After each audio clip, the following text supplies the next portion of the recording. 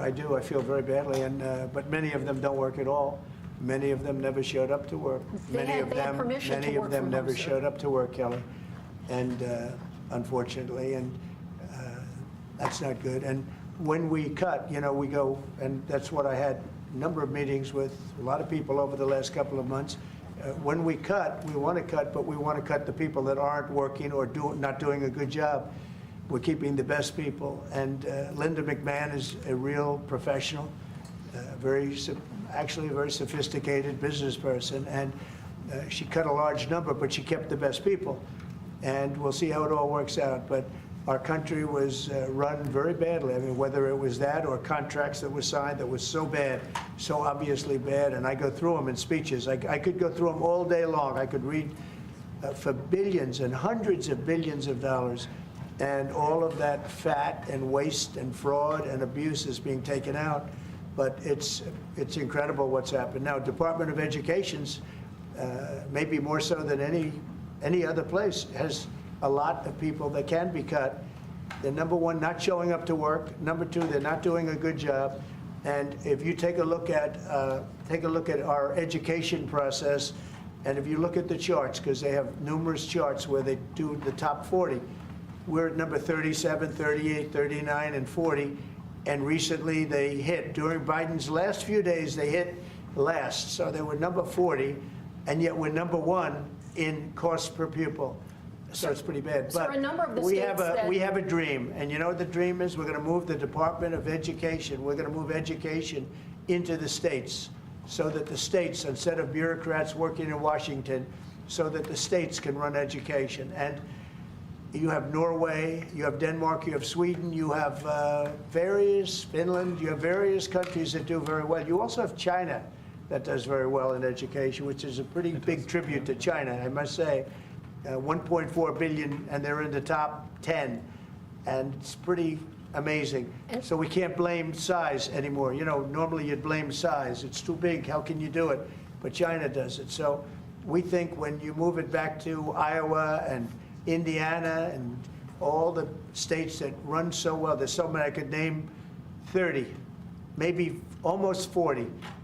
Those will be as good as Denmark, those will be as good as Norway, and they'll be as good as any of these. I believe they'll be as good as any. Now then you're going to have 10 that won't be so great. You're going to have 5 that will not be good at all, but we'll work with them and we'll get them to be good. But what we want to do is always school choice, but we're going to do school choice, and we're doing it. But we want education to be moved back where the states run education, where the parents of the children will be running education, where governors that are doing a very good job will be running education, not run. I drive through the city and I see like so many buildings, Department of Education, Department of big buildings, and by the way, they're empty. Nobody shows up to work. So I think Linda did a very good job. Mr. President, do you have a meeting with Vladimir Putin scheduled or a conversation? What would be your message to him? I won't comment on that, but we had a great success yesterday. We have a full ceasefire if it kicks in. We have to see. It's up to Russia now. But we've had a good relationship with both parties, actually, and we'll see. We'll be knowing people are going to Russia right now as we speak. And hopefully we can get a ceasefire from Russia. And if we do, I think that would be 80% of the way to getting this horrible bloodbath finished. It's a bloodbath is taking place over there. On average, 2,000 to 3,000 young people a week are being killed in that stupid war that would have never happened if I were president. So we have people going over there, Mr. VP. Do you have anything to say about it? Because you're very much involved. What's going to happen?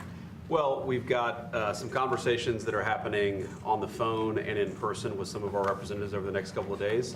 As the president said, we think that we're in a very good place where the Ukrainians have agreed to a ceasefire, and we're now going to see whether we can get the Russians to agree to a ceasefire too. And we'll certainly have news on that when we find out that news. Are you confident that Vladimir Putin will keep the ceasefire, considering that he's broken them in the past?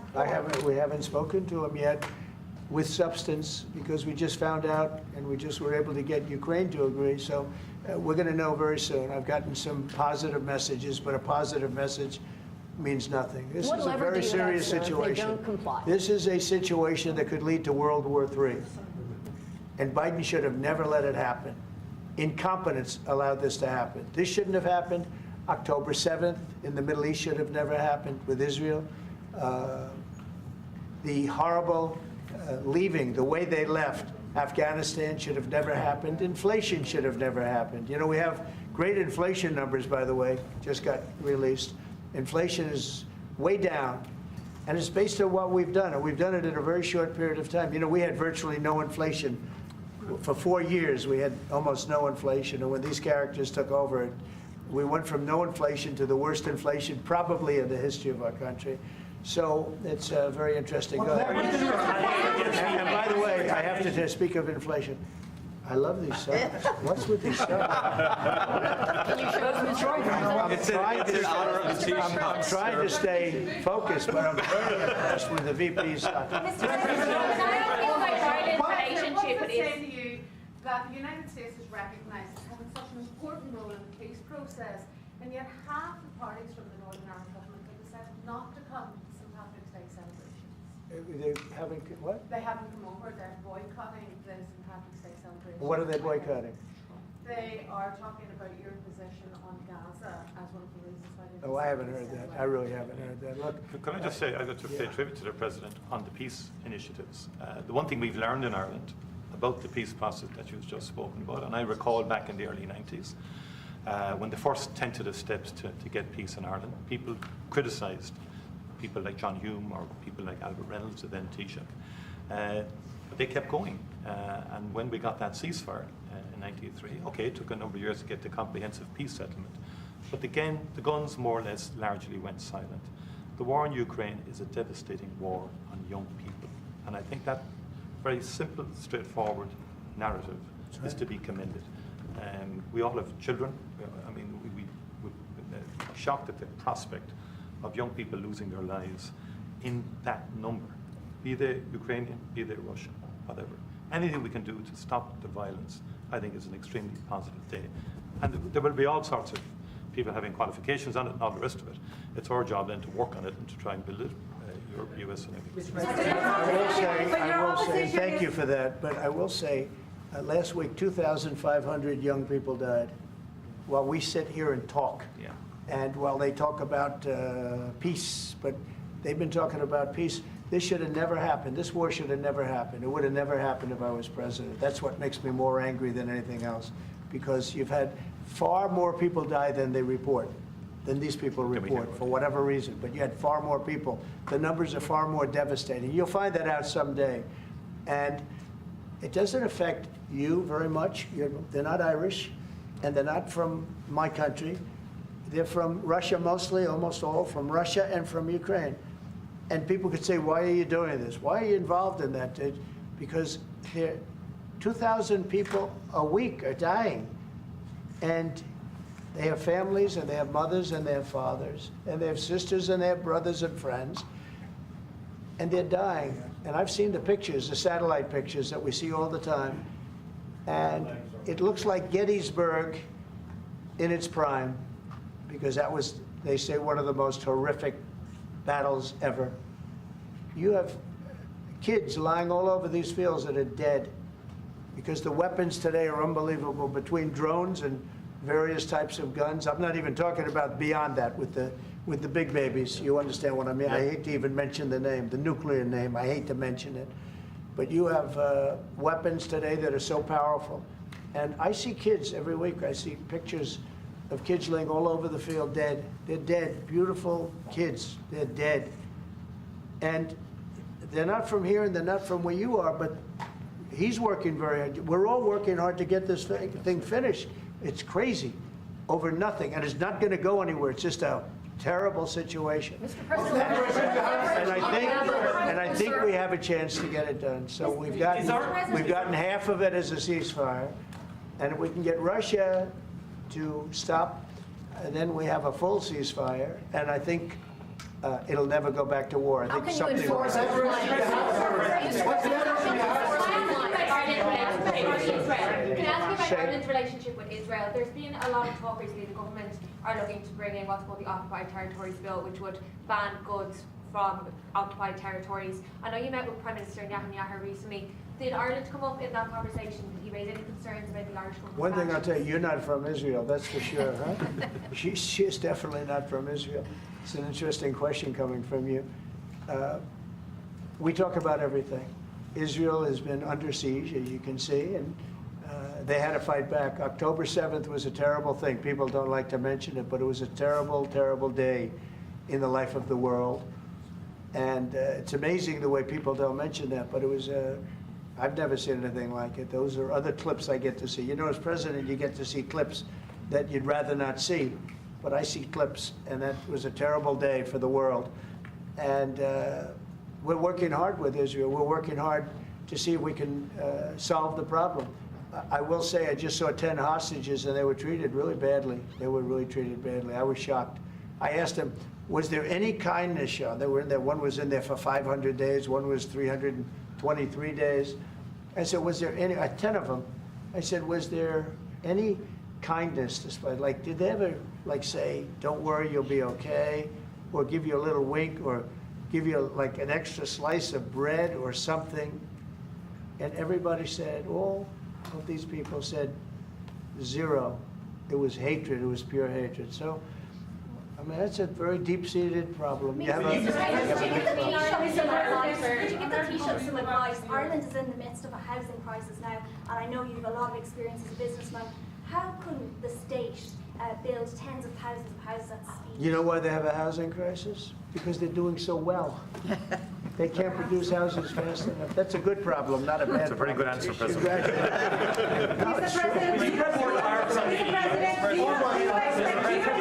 Everybody should have that problem. That's okay. Will you put more tariffs on the EU? I know this gentleman. He'll get it solved. Will you put more tariffs on the EU? Will you respond to their retaliation? Oh, of course I'm going to respond. You will The retaliate. problem with more is our tariffs. country didn't respond. Look, the EU was set up in order to take advantage of the United States. Including Ireland? Is Ireland taking advantage of the US? Of course they are. I can't, you know, I have great respect for Ireland and what they did, and they should have done just what they did. But the United States shouldn't have let it happen. We had stupid leaders. We had leaders that didn't have a clue. Or let's say they weren't business people, but they didn't have a clue what was happening. And all of a sudden, Ireland has, you know, our pharmaceutical companies and other, this beautiful island of 5 million people has got the entire U.S. pharmaceutical industry in its grasp. And, you know, you mentioned housing and you mentioned other things. I mean, I have property in Ireland, as you know, and I love it. It does great. But I'd like to see the United States not have been so stupid for so many years, not just with Ireland, with everybody. You know, I looked at trade deals. I was telling the group yesterday, I looked at trade deals in term one. It's one of the reasons I decided I had to do this, because somebody had to straighten it out, and I didn't see anybody that was going to. I looked at trade deals that were so bad, I'd actually say, how is it possible that this could have happened? Who would have been so stupid to let these deals happen? For instance, when the pharmaceutical companies started to go to Ireland, I would have said, that's okay if you want to go to Ireland. I think it's great. But if you want to sell anything into the United States, I'm going to put a 200% tariff on you. So you're never going to be able to sell anything into the United States. You know what they would have done? They would have stayed here. Are you planning to lower corporate taxes to match He's so Ireland? lucky that I wasn't. Are you planning, sir, are you planning to lower corporate taxes to match Ireland? Are you planning to lower corporate taxes to match Ireland to Well, ensure American we are business? planning to lower taxes, yeah, if the Democrats behave, but the Democrats have no clue. You saw that the other night during the speech. 2 young women were slaughtered by illegal aliens. 1 young man has very serious cancer and many other problems. We look at the people up there, they all had difficulty, very serious difficulty. But when we're talking about 2 young girls, beautiful young girls, Lake and Riley, you know the whole story. That evening was a disaster for the Democrats, in my opinion. And I would mention, and I'd see 2 mothers that were inconsolable as they stood, crying. Their daughters have been absolutely just destroyed, killed, viciously killed. And the young man who loves the police departments, he had cancer and has cancer, very bad cancer. There wasn't a from people sitting there, Democrats, there wasn't a hand clap, nobody stood, they were just stone-faced. These people are sick, there's something wrong with them. There was no standing for anybody. The only thing they liked is when they heard about the death taking place with Ukraine. They were happy about that. They were happy about that. Pocahontas was very happy. She's the one that was slapped. That's why I looked at her. I said, oh, it's Pocahontas. These people are sick. They don't know what's happening in the real world. The Democrats have to get their act together. And if they don't vote, then what you're going to do is you're going to have taxes that are going to go through the roof. You're going to have a very bad time. You're going to have some very bad things happen. And people are going to blame the Democrats. And Schumer is a Palestinian, as far as I'm concerned. You know, he's become a Palestinian. He used to be Jewish. He's not Jewish anymore. He's a Palestinian. Okay. Mr. President, on tariffs, sir, on tariffs, there's been a lot of on and off, some inconsistency. There's no inconsistency, only with, What I mean by that, only sir, with is- NBC, No, no, which is sir, one of the may I- worst may- networks on television, by the way. Let me just tell you the inconsistency. was your home for a long time, I sir. have the right to adjust. And I was called by the automakers, as an example, General Motors, Ford, etc., the big three, the big four, and they asked me to do them a favor. Could I delay it for a period of 4 weeks so that they're not driven into a little bit of a disaster for them? They actually love what I'm doing, but they had a problem. And I'm not like a block that just, I won't delay. It's called flexibility. It's not called inconsistency. It's called flexibility. Well, And may I I ask think it you want me another way to be then, flexible sir? too. Is flexibility going to be your ongoing view toward Sure, tariffs? I'll always have flexibility, but there will be very little flexibility once we start. April 2nd is going to be a very big day for the United States of America. The United States of America is going to take back a lot of what was stolen from it by other countries and by, frankly, incompetent U.S. leadership, grossly incompetent. I gave you an example of Ireland. I would have never let that happen. Impossible for that to have happened. But we're going to take back our wealth, and we're going to take back a lot of the companies that left are coming back. If you haven't read, we have the biggest computer chip company ever, has virtually all of the market. I didn't call them, they called me. And they called for two reasons. Number one, we had a great election of somebody that they want running the country. And we won in a big mandate. We won every swing state. We won by millions of votes. We won by 2,750 districts to 500. Think of that, 2,750 districts to 500. That's why the map, when you looked at it, was entirely red, meaning Republican. Not meaning communist. Meaning so anyway, look, this country needed somebody to defend it. It's this big, beautiful place that was being ripped off by illegal immigrants coming in from prisons, coming in from mental institutions, gang members, gang leaders, drug dealers, pouring into our country with the open borders. I am so angry at the last 4 years of what they've done to our country, what they've done to this country between inflation, but maybe the most that bothers me is that they would allow millions of people to come into our country that are stone cold murderers, killers, drug dealers, the worst gang members, the worst people allowed into our country. And we're now getting them out. We're going to get them out. We're getting them out. I want to thank Tom Homan, by the way. He's doing a great job. And I want to thank Christy Noem, who's doing a fantastic job. This is a job that's so unnecessary. This should have never happened. This should have never happened. So we're bringing back our country in many ways, not only financially, and financially we'll be stronger than ever before.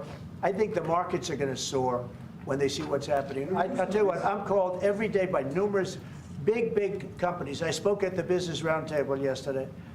They had the largest attendance they've ever had. And these are only the CEOs and chairmen, but mostly the people that run, the boss, the people that run the top 150 companies. 150 people showed up. Every single company showed up. First time it ever happened. It's been around a long time. The biggest business leaders. We had a great discussion. Went really well. And I want to tell you, there's tremendous optimism out there about our country in terms of regulations being cut, in terms of taxes being cut. And it would be great if the Democrats How do you explain would the do market what's right. volatility, It sir? would be great if the Democrats would do what's right for our country for a change, because they really are. They've lost their way. They've lost their way. They think that people pouring into our country from prisons, jails, murders.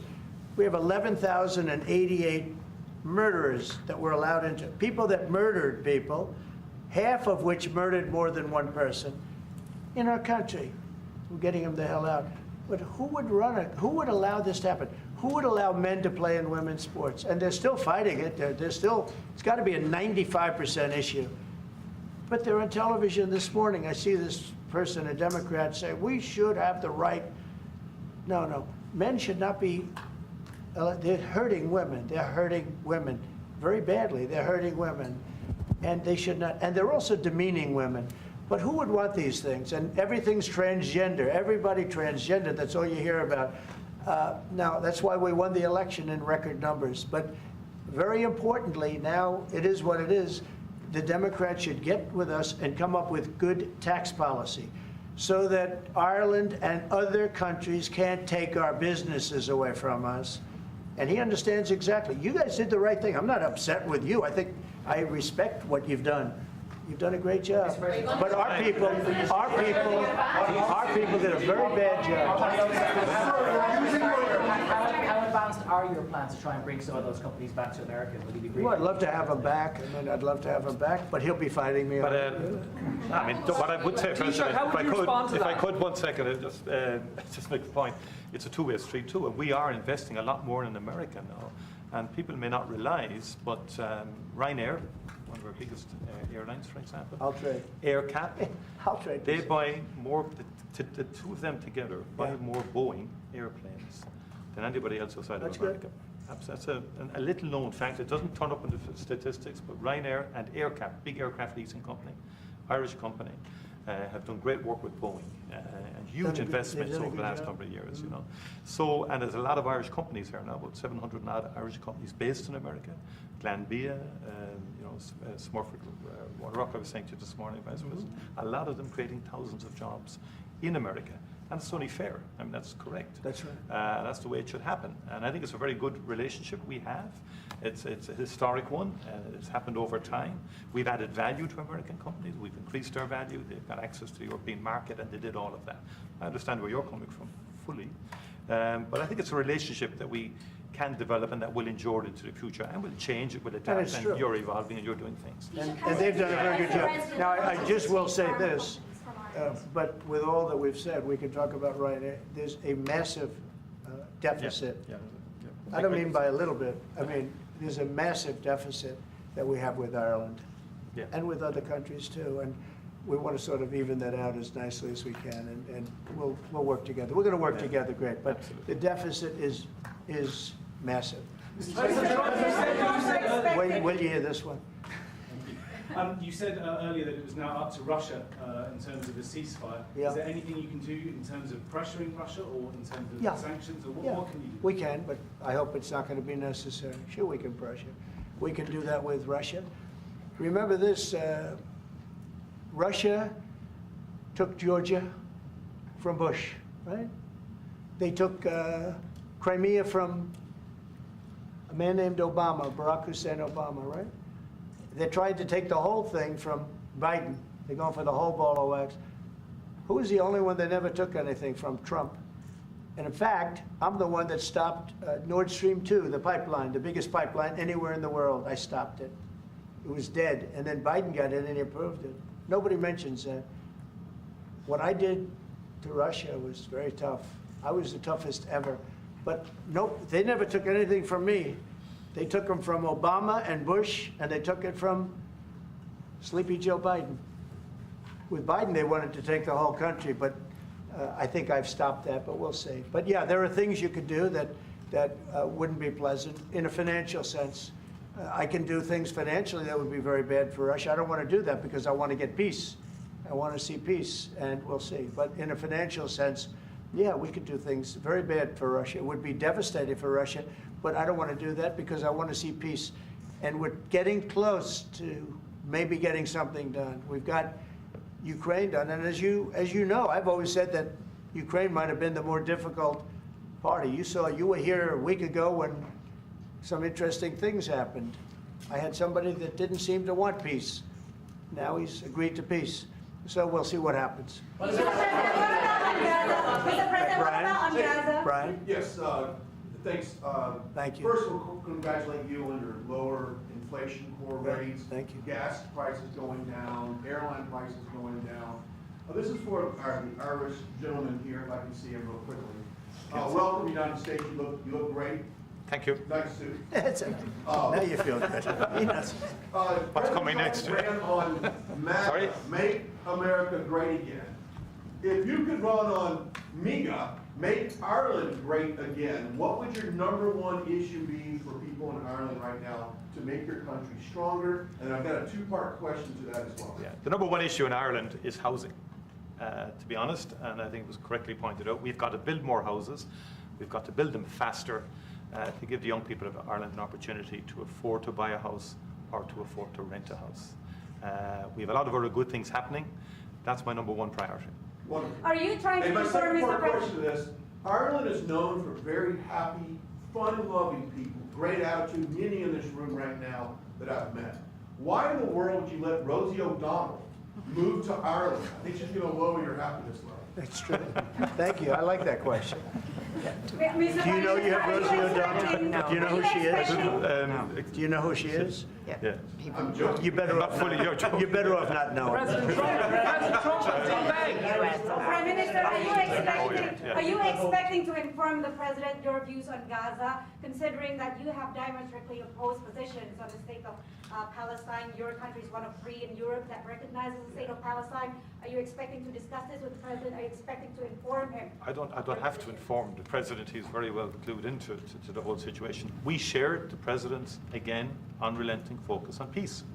And he's envoying the President himself, as soon as he came into office, went to get a ceasefire. We've been calling for a ceasefire for a long time. We want to consolidate the peace. That is our fundamental aim. We want the hostages out. I've been saying it from day one. It's a horrific thing to do, to take someone as a hostage.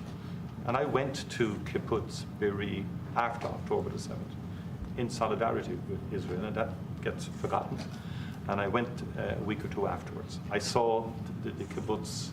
It was a shocking thing to see, even though it was a week or 2 after the horror. It was a village. You could see life going on prior to the attack. It was something that will not leave me. And I've been interested in the Middle East for a long, long time. It's complex, and it's all of that. But we do desperately need hostages out, all of them. It's far too long. Let me finish, please. And then we need a ceasefire. We need to consolidate that. We need a surge of humanitarian aid into Gaza. Because again, there's too many children and too many people starving and so on. Just too many. And it's that humanitarian impulse is what motivates the Irish in respect of its views. And I've always been of the view, it's been our view that a 2-state solution would be ideal. It's become much more challenging and difficult as time has moved on. But that has always been our position. But it's genuine to have people, because we've gone through this. We discussed this prior to you coming in. We've been through some of this. People hating each other, terrible acts of violence carried out on each other. We came through it.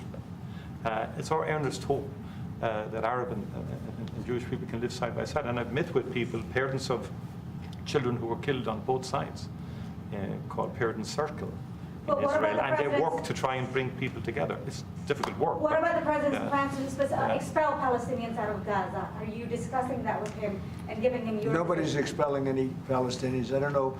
Who are you with? I'm with Voice of America, sir. Oh, no wonder. Okay, Voice of Can you explain how he feels about the President just saying that he would like to take back US companies, pharma companies based in Ireland? Well, I think the pharmaceutical companies in Ireland are doing very well, as the President has outlined. Again, I think it's about that two-way partnership. I understand fully where the President is coming from. I think there's actually room. Now, we can discuss all this. I think there's room for those companies to grow in America. And many of them, by the way, have already announced fairly significant manufacturing investments now. It's true, just recently. Like people like Eli Lilly, for example, who have been a long-standing presence in Ireland since the 1970s. I spoke to the CEO recently. He's great. Great guy. And He's announced, I think, about a 50 billion That's right. investment in America. Plans, new plans. But there's big investment, they've had big investment in Ireland. Ireland has served them well too, The workforce is very strong. It's an educated workforce. They've delivered well. During COVID-19, a number of CEOs said to me, a lot of the plants in Ireland were the only plants that never closed for a single day during COVID. Not a single day. Productivity is good and so on like that. But look, there'll be swings and roundabouts. Mr. President, thank you so much. You spoke to Vladimir Putin for quite a while on the phone. So I want to know your assessment. When you take this deal to him now, how do you assess the chances of Putin? I have no assessment, and I don't go by chances. I think it makes sense for Russia, a lot of downside for Russia too. And we have a very complex situation solved on one side, pretty much solved. We've also discussed land and other things that go with it. We're not just doing it and saying ceasefire. We don't know what's happening. We know the areas of land we're talking about, whether it's pulled back or not pulled back. We've discussed a lot of the details of what has to go because we don't want to be wasting time. We don't want to be wasting time while people are dying. I mean, as we're sitting here, you probably had 2 people die on that very open field. It's dead flat. It's great farmland, and it's dead flat. There's no protection. The only thing that stops a bullet is a human body. And these are bodies that are young people, and they're stopping a lot of bullets because a lot of bullets are flying across those level fields. Dead flat, no protection whatsoever. It is a disaster. And so I hope he's going to have a ceasefire. And you are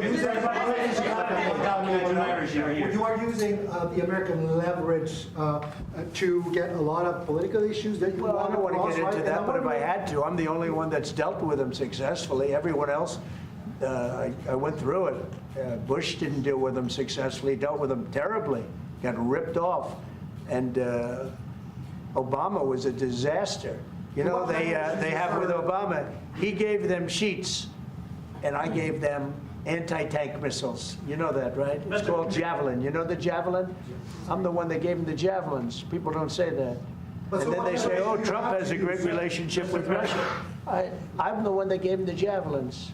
Obama gave him sheets. That's an expression. He gave sheets, I gave javelins. So, Mr. President, how worried should the undocumented Irish be about your administration that you don't round them up and send them home again? Oh, I think the Irish love Trump. We won the Irish with a tremendous amount of vote. I want to thank you very much. We won in the 80s with Irish. I got the Irish vote. I think I have it locked up pretty good unless I did something very stupid, like drained your company, your wonderful place of all of its companies. If I drained Ireland of all of the companies, maybe I'd lose the Irish vote. I don't know. But right now, no, I love it. I've been there many times, as you know. Yes. And we don't want to do anything to hurt Ireland. We want it, but we do want fairness, and he understands. Mr. President, on the markets, you No, that's enough, Kelly. Thank you. President, is there anything that the teacher could say to you today that would dissuade you from going ahead with the 25%? I can't hear. Mr. President, it's Irish American Appreciation Month you've named there. Who's your favourite Irish person? Oh, there's so many. Are you kidding me? Well, I do happen to like your fighter. He's got the best tattoos I've ever seen. I don't know if I'm a big, but that. Conor McGregor. Conor. Boy, you have. Well, Conor's great, right? Talking about Conor, but you have a lot of great Irish fighters, actually. They're great fighters. I don't know what that is, but Ireland's always had a lot of good fighters. You know why? Because they're tough people. They're smart people and they're passionate people. And they really have been over the years. So many. I think your father was a great fighter, right? He was, you did. Wow, and yet look at you, you're so smooth and so. A very good defensive boxer. He was a really good. He was a good boxer, yeah. Boxed for Ireland, and yeah. That means you genetically, I'm not going to mess around. Okay,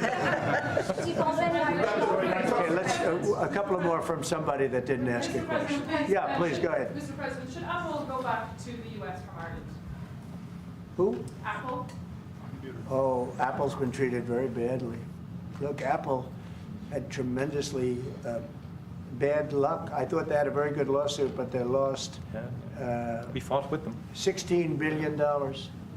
16 billion, and they're after a lot of our American companies. See, that's what's unfair. It's a European Union. I'm not blaming you. I'm blaming the European Union. The European Union's gone after our companies, and Apple's a great company, and they have to give 16, 17 billion dollars on a lawsuit that I didn't think was a good lawsuit. No, that's not good. No, the European, we have a problem with the European Union. They don't take our farm products. They don't take our cars. We take millions of cars, BMWs and Mercedes-Benz and Volkswagens and everything. We take millions of cars. I said to Angela Merkel at the time, I said, Angela, how many Chevrolets do we have in the middle of Munich? Why, none. I said, you're right, we have none.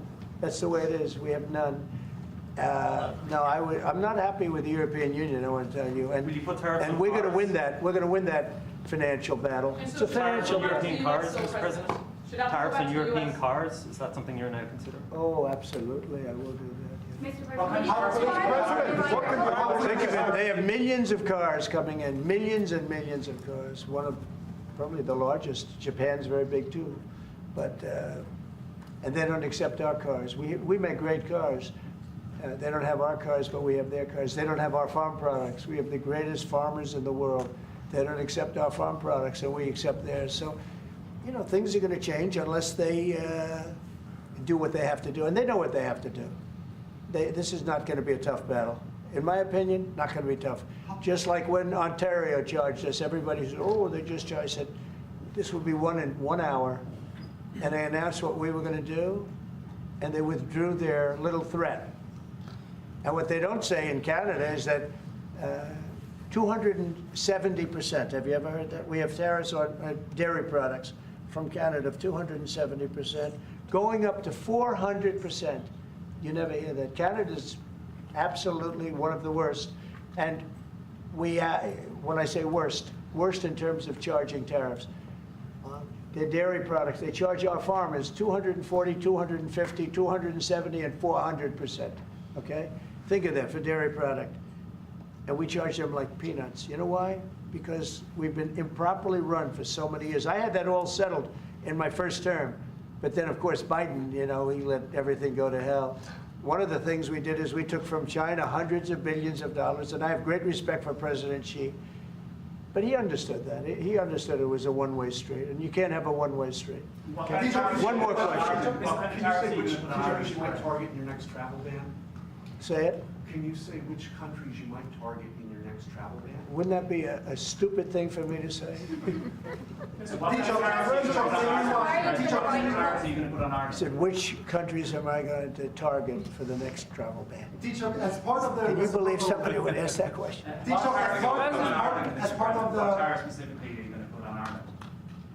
Well, we're going to talk. We're going to be talking really to the European Union. You know, I will tell you this one little... We'll end it with this. So I have a property, a big property in Ireland that you know well. It's one of the most highly rated hotels in all of Europe. It's beautiful. Doonbeg. It's a beautiful 600 acres on the ocean, and everybody knows it. And we have a beautiful hotel. And I was going to do a project there, a big expansion of the place. This was when I was a civilian, before the presidency, before I even thought about the presidency. But I was going to do a really beautiful expansion of because it does very well. And I got the approvals from Ireland so quickly. They were so professional. They wanted it. You know, it's economic development, it's jobs, it's construction jobs, a big expansion, beautiful expansion. But I was told something that bothered me. They said, sir, you also have to get approved by the European Union. I said, why do I have to go to the European Union to expand a hotel that's in Ireland? They said, well, that's the way it is. I say, well, shouldn't that go fast? They said, no, it'll take at least 7 years. You gave me the approval in about 4 weeks. It was a beautiful, professional. If you took 4 years, you wouldn't have done a better job. You know, everything was done environmentally, everything. There's no reason to take very long. I had everything from Ireland in 4 weeks. And then I hired somebody. He said the process will be from 5 to 7 years. And I said, oh, really? And then I found out that they weren't playing games. Now think about how bad that is for your country. So that was my first experience with the European Union, and I dropped the project. I just said, I'm not going to do that. I'm not going to go 7 years to expand something. But I have to, I'll hand it to Ireland. You were so professional, so good. But I don't know why. European Union had to approve it. Yeah. And with them, it was deal. And that's the European Union. So it was a very bad experience I had. Just say, President, you have the distinction of being, I think, the only president that has physically invested in Ireland. That's through good. your Dún Bay. And it's been a good investment. And it's I mean, for anybody, you should go there. It's just stunning. I love it. No, I mean, seriously. Even if you don't play golf, I mean, it is a stunning landscape. Yeah. Your people have restored it very well, and our people are going to continue to work with you on that piece to do it all sort of effectively and so on like that. They've had a great, We're going to continue they've had to a do great that. relationship. But it is a great, and the local people, my local councillor Rita McInerney texted me Right. last week to say, tell President Trump to thank his family for the way they've worked with the local community and for the work that they've done.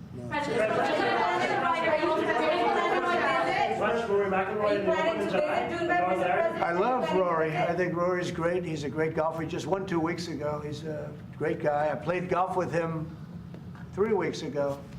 And he's really a fantastic player. He's in good form, too. When he played with me, he played very well, I can tell you.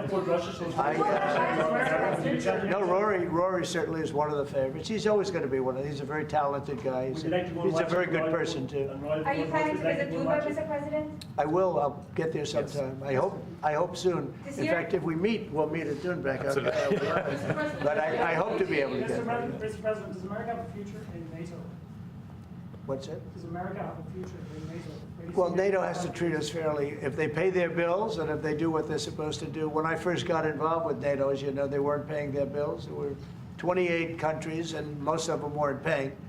And I got them to pay. And they paid billions and billions of dollars. I made a certain statement that I'm not going to be involved with NATO unless you're going to pay your bills.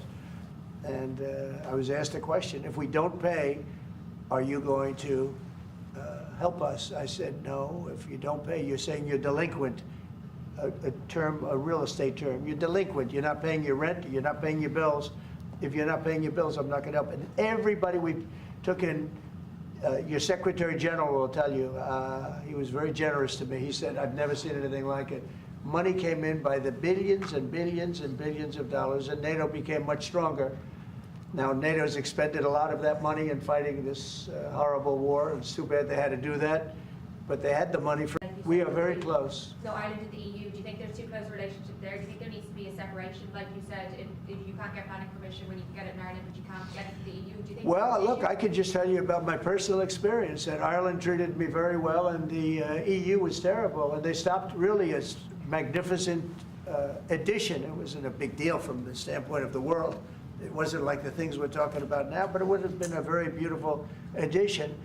And they stopped it, which is bad for Ireland. And I don't know why. I don't know why it would take 5 to 7 years to get something approved, but that's what it was. Thank you all very much. Thank you. Thank you. We're headed out. Thank you. All right, headed out right behind you, right behind you. Right through this door. Thank you, guys. Ambassador, good to see you. Thank you, Mr. President. No green tie, sir? I know, I'm just going to bring this down. Thank you.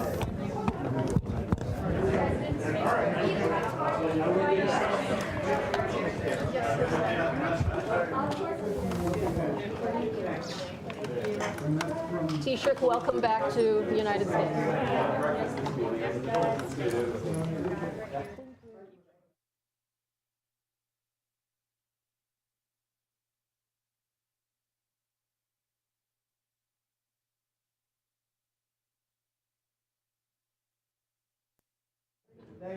You were generous with your time, sir. We appreciate it. Thank you. Does that remind you of Biden?